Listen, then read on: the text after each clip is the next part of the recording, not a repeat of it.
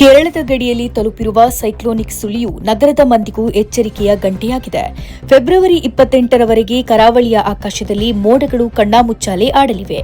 ಮಂಗಳೂರು, ಉಳ್ಳಾಲ, ಬಂಟ್ವಾಳ ಸೇರಿದಂತೆ ಸುತ್ತಮುತ್ತಲ ಭಾಗಗಳಲ್ಲಿ ಗುಡುಗು ಸಹಿತ ಮಳೆಯಾಗುವ ಮುನ್ಸೂಚನೆಯಿದೆ.